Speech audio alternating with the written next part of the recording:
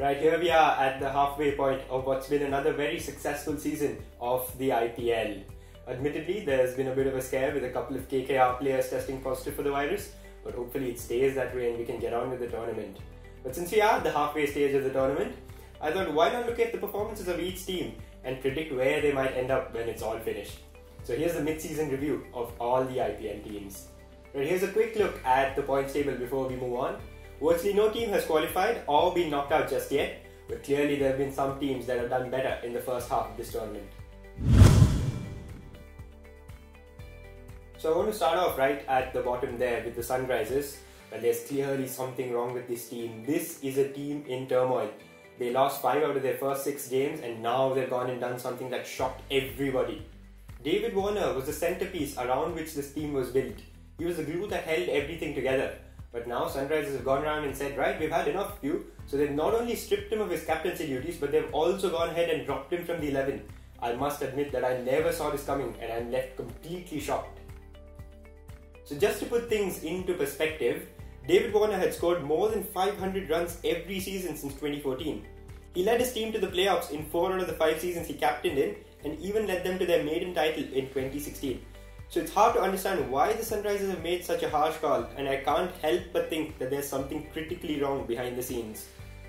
Typically, you need to win at least 8 games to qualify for the playoffs. And well, if the Sunrisers are to make it to the playoffs this year, it'll be a big turnaround. So where do I see them finishing this year? Well, in all honesty, I don't see them getting out of the bottom of the table this time around. Right, the Kolkata Knight Riders then, another team that has struggled for momentum. Their biggest problem is clearly their top order. Their opening combination did so well for them last year round, but this time they haven't really fired. Their middle order has been found wanting too at times, and having just 2 wins from 7 games, I see a tough road ahead for them.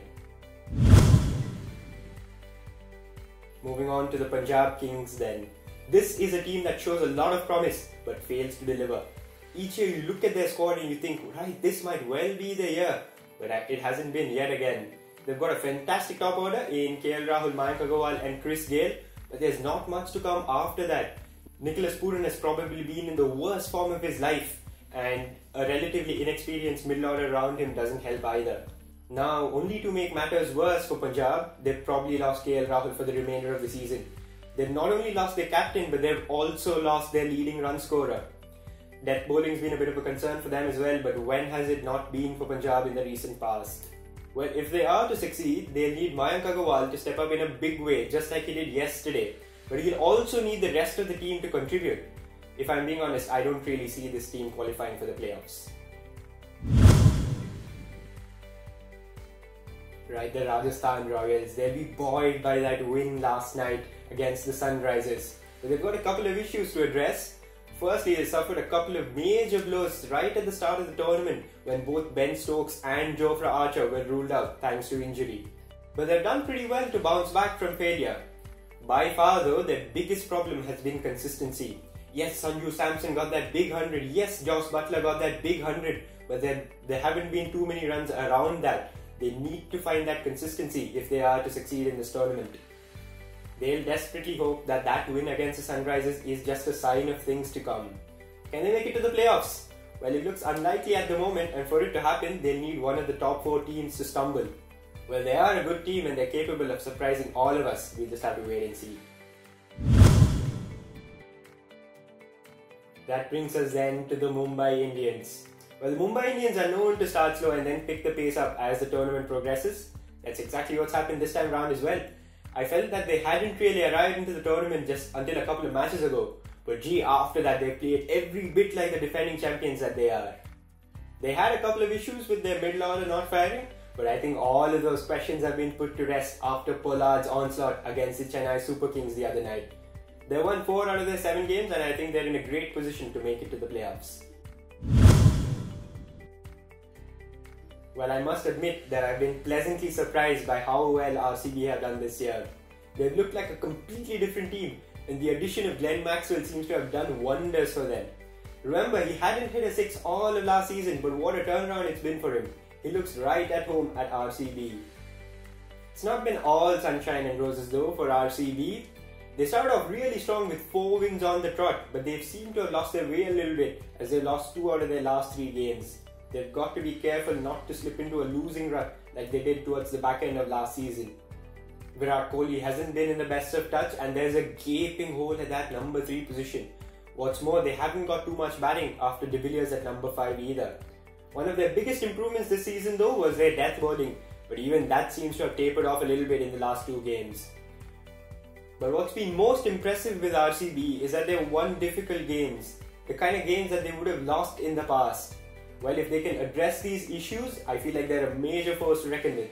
So the million-dollar question then, can RCB lift the trophy this year? Well, from what we've seen, I genuinely believe this could be RCB's year. Just the top 2 teams left then, and I'll start off with the Delhi Capitals. The Delhi Capitals seem to have all their bases covered, and I feel like they're the most complete team this year. Shikhar Dhawan and Prithvi Shaw have been in excellent form with the bat, and Avesh Khan has been a real find for them with the ball. What's more important though is that Rishabh Pant seems to have grown nicely into his role as captain.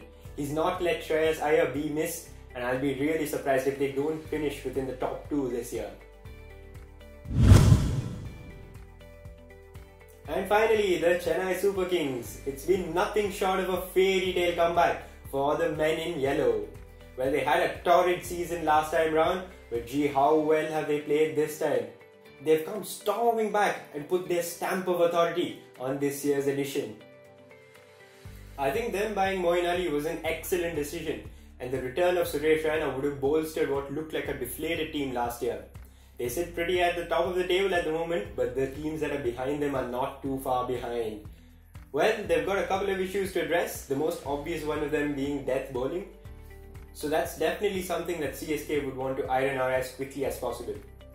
Now, I'd be lying if I said that it hadn't occurred to me that this could be Mahendra Singh Dhoni's last season in the IPL, and I'd love to see him go out on a high. Can his team do it though? I think they most certainly can. So that was it, a mid-season review of all the IPL teams. I hope you enjoyed the video, and if you did, make sure you hit that thumbs up button. Do let me know your thoughts down in the comment section below. And if you'd like to see more from me, make sure you hit the subscribe button. That's all I've got for you today. Goodbye.